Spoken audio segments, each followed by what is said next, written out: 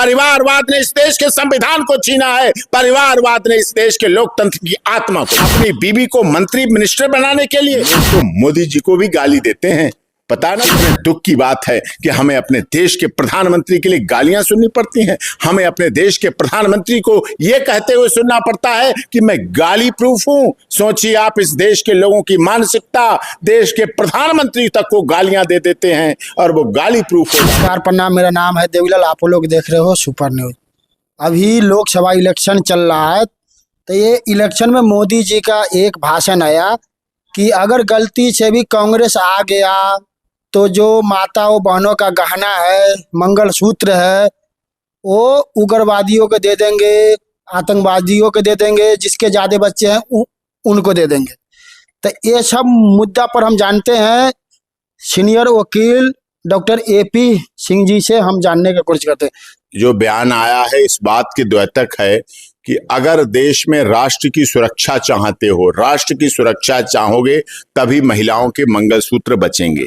याद है आपको, अगर हमारे देश के बॉर्डर सुरक्षित नहीं होंगे तो मंगलसूत्र नहीं बचेंगे। आज भी हमारे देश के बॉर्डर्स पर जब हमारे देश के सैनिक जाते हैं तो एक ही बात कह के जाते हैं, अपनी माँ, बहन, बेटी, चाची, ताई, काकी, नानी, मौसी, फूफा, बुआ, सबसे यही कह के जाते हैं कि मैं जा रहा हूं बॉर्डर पर, या तो तिरंगा लहरा के आऊंगा, तिरंगा झंडा गाड़ के आऊंगा, या तिरंगे में लिपट कर आऊंगा।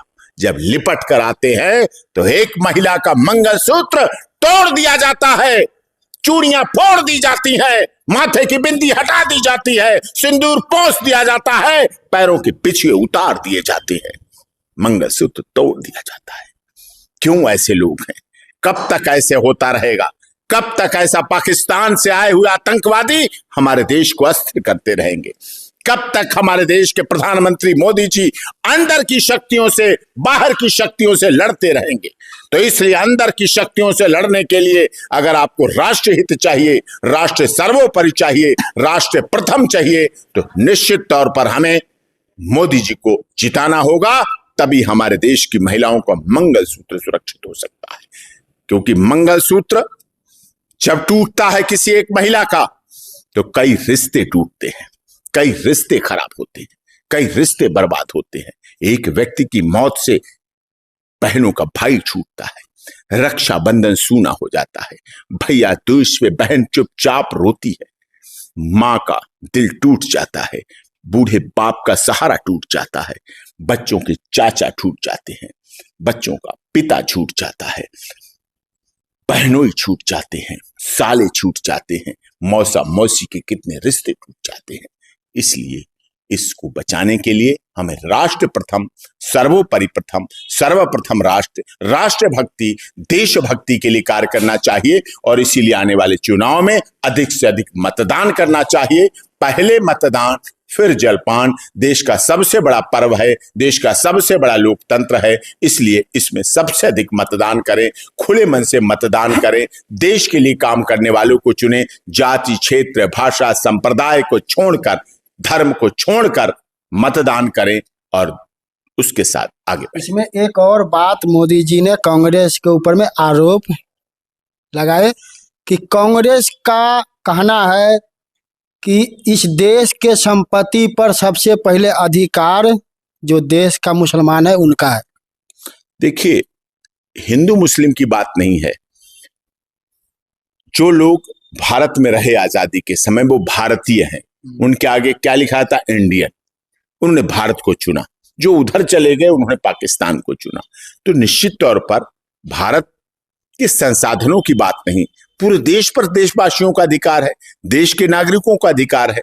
लेकिन हाँ, जो देश में रहकर गद्दारी कर रहे हैं, देश में रहकर साइबर टेररिज्म फैला रहे हैं, देश के रहकर सोशल मीडिया को सोशल भेड़िया बना रहे हैं, ऐसे लोगों पर निगरानी रखनी पड़ेगी, उनकी व्यवस्था करनी पड़ेगी, उनका विरोध के साथ साथ उनका इलाज भी करना पड़ेगा, जांच करनी पड़ेगी, उनके खाते खंगालने पड़ेंगे, उन पर हवाला से आया हुआ पैसा देखना पड़ेगा, ये सब भी करना पड़ेगा। और यही सरकार कर रही है। अभी कल पहाड़गंज में 70 जो पकड़े गए हैं पाकिस्तान से आए हुए व्यक्ति, ये साजिश है। पता नहीं ऐसे कितने और आ चुके हैं, कितने और रह रहे हैं, कितने आए हैं। इन सब पर सख्त कार्रवाई होनी चाहिए।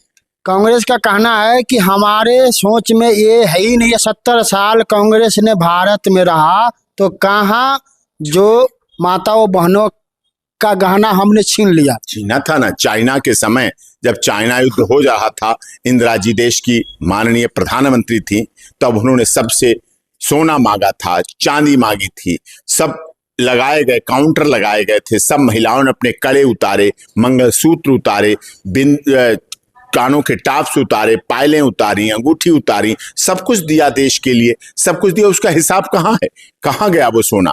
कुंटलों से सोना उस समय किया गया था। उस समय सोना हजारों करोड़ रुपए का सोना था। वो सोना सब कहाँ गया? लिया गया ना सोना। सोना तो उस समय भी लिया गया, किसी ने हिसाब दिया, कहीं से उसको फंडिंग में दिखाया गया, कहाँ सोना बेचा गया, कहाँ सोना दिया गया, कहाँ सोना वापस दिया गया, कहाँ सोना किसको दिया गया? कभी नहीं दिया गया, कहीं नहीं दिया गया, किसी तरह से नहीं हुआ। तो ये सब कार्य होना चाहिए और उस पर काम होना चाहिए। विपक्ष का कहना है मोदी अगर गलती से 2024 में आ गया तो लोकतंत्र खतरे में हो जाएगा, संविधान खत्म कर देंगे। महाराष्ट्र में सरकार थी अभी विपक्ष की, लोकतंत्र खतरे में हो गया। हिमाचल में कांग्रेस की सरकार है, लोकतंत्र खतरे में हो गया। कर्नाटक में कांग्रेस की सरकार है, वहां मर गए लोग क्या? पश्चिम बंगाल में ममता दीदी हैं, क्या लोकतंत्र खतरे में हो गया? तेलंगाना में विपक्ष सरकार में क्या लोकतंत्र खतरे में हो गया? कहाँ लोकतंत्र खतरे में हो गया? यहाँ सब सरकारें नहीं चल रही हैं, काम नहीं कर रहे हैं, चुने हुए प्रतिनिधि नहीं काम कर रहे हैं। ये भ्रम फैलाने वाली बात है। ये भ्रम फैलाकर गुमराह करते हैं, भटकाते करते हैं, वोट की राजनीति करते हैं। ऐसे लोगों से आम जनता को सावधान रहना चाहिए और बिल्कुल सावधानी से काम करना चाहिए और अधिक से अधिक मतदान करना चाहिए और मोदी जी के हाथों को मजबूत करना चाहिए। मोदी जी ऐसे व्यक्ति हैं जो परिवारवाद के खिलाफ है, जातिवाद के खिलाफ है, क्षेत्रवाद के खिलाफ है, भाषावाद के खिलाफ है, आतंकवाद के खिलाफ हैं, महंगाई के खिलाफ हैं, बेरोजगारी के खिलाफ हैं। मोदी जी ने शिक्षा, स्वास्थ्य, रोजगार को बहुत महत्व दिया है और बहुत आगे बढ़ाने का काम किया है। जल कल योजना के माध्यम से हो, IIT कॉलेज खोले गए, एम्स कॉलेज खोले गए, रोड्स बनाए गए, गांव गली गलियारे को सड़कों से जोड़ा गया, आवास योजना के तहत मकान बनाए गए, शौचालय बनाए गए, अस्पताल बनाए गए, दवाएं दी गई, पशुओं के अस्पताल बनाए गए, बच्चों के शिक्षा के क्षेत्र के काम किए गए और महिलाओं को आगे बढ़ाया गया, महिलाओं को आगे निकालने का काम किया गया। 34% महिलाओं को आरक्षण देने का काम किया गया, राम मंदिर निर्माण का काम किया, मथुरा काशी को सुधारने का काम किया, हाईवेज बनाने का काम किया, पुल और पुलिया बनाने का काम किया, किसान निधि देने का काम किया, गरीबों के लिए काम किया, दलितों के लिए काम किया, शोषितों के लिए काम किया, पीड़ितों के लिए काम किया, मजदूरों के लिए काम किया, पूरे हिंदुस्तान के लोगों के लिए काम किया, गुवाहाटी से चौपाटी, कन्याकुमारी से कश्मीर तक के लोगों के लिए काम किया, सबके लिए काम किया। तो मोदी जी ने काम किया है, वो दिख रहा है, हो रहा है, चल रहा है और चलता रहता है। लोग विरोध में कहते रहते हैं, लोग तो मोदी जी को भी गाली देते हैं। पता है ना तुम्हें? कितने दुख की बात है कि हमें अपने देश के प्रधानमंत्री के लिए गालियां सुननी पड़ती हैं। हमें अपने देश के प्रधानमंत्री को यह कहते हुए सुनना पड़ता है कि मैं गाली प्रूफ हूं। सोचिए आप इस देश के लोगों की मानसिकता, देश के प्रधानमंत्री तक को गालियां दे देते हैं और वो गाली प्रूफ हो जाते हैं। अभी तक आपने वाटर प्रूफ सुना, एयर प्रूफ सुना, ये सुने हैं ना, लेकिन गाली प्रूफ भी हमारा देश का प्रधानमंत्री है। किस लिए? अपने बच्चों को पालने के लिए, अपनी बीवी को मंत्री मिनिस्टर बनाने के लिए, अपने भाइयों को सांसद बनाने के लिए। अपने दामाद है क्या उनके? क्या नाती पोते हैं क्या? भतीजे हैं क्या? किसी को बनाया क्या मोदी जी ने? नहीं, बनाएंगे भी नहीं, क्योंकि वो जानते हैं परिवारवाद इस देश को बर्बाद कर चुका है, परिवारवाद इस देश को खत्म कर चुका है, परिवारवाद ने इस देश के लोकतंत्र को छीना है, परिवारवाद ने इस देश के संविधान को छीना है, परिवारवाद ने इस देश के लोकतंत्र की आत्मा को छीना।